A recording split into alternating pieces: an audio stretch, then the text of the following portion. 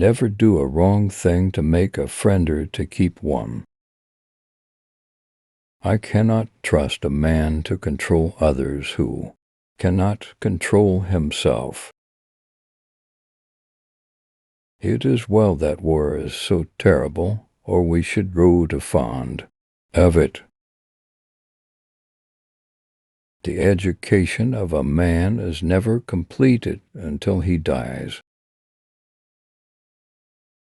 I can only say that I am nothing but a poor sinner, trusting in Christ alone for salvation. In all my perplexities and distresses, the Bible has never failed to give me light and strength. It is easier to make our wishes conform to our means than to make our means conform to our wishes. What a cruel thing is war, to separate and destroy families and friends, and mar the purest joys and happiness God has granted us in this world. To fill our hearts with hatred instead of love for our neighbors, and to devastate the fair face of this beautiful world. It's the loneliest feeling in the world to find yourself standing up when everybody else is sitting down. To have everybody look at you and say, "What's the matter with him?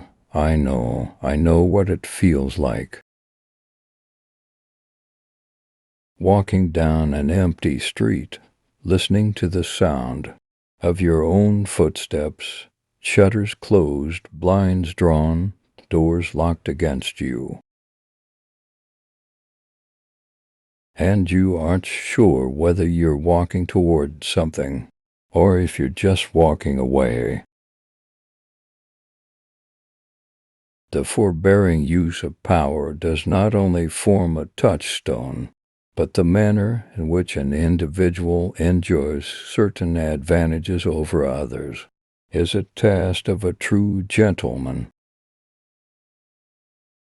The power which the strong have over the weak, the employer over the employee, the educated over the unlettered, the experienced over the confiding, even the clever over the silly.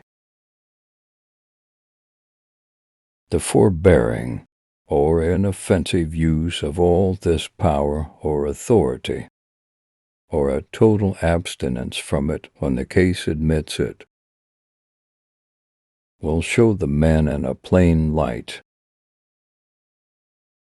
The gentleman does not needlessly and unnecessarily remind an offender of a wrong he may have committed against him. He cannot only forgive, he can forget, and he strives for that nobleness of self and mildness of character which imparts sufficient strength to let the past be but the past. A true man of honor feels humbled when he cannot help humbling others. Read history, works of truth, not novels and romances.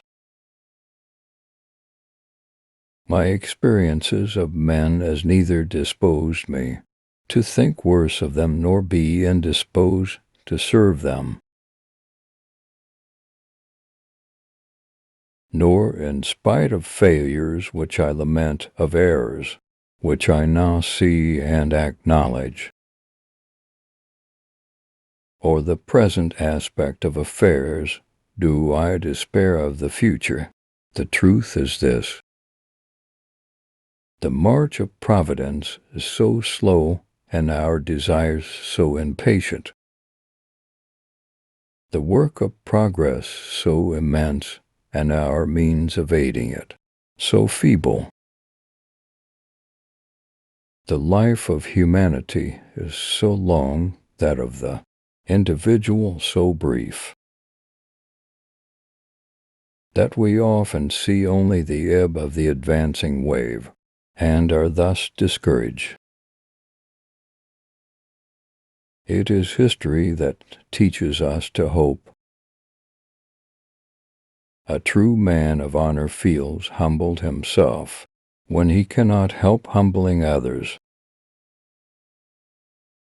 Obedience to lawful authority is the foundation of manly character. There is a true glory and a true honor, the glory of duty done, the honor of the integrity of principle. All motion is relative. Perhaps it is you who have moved away by standing still. My trust is in the mercy and wisdom of a kind providence, who ordereth all things for our good. Go home, all you boys who fought with me and helped build up the shattered fortunes of our old state. The education of a man or woman is never completed until he dies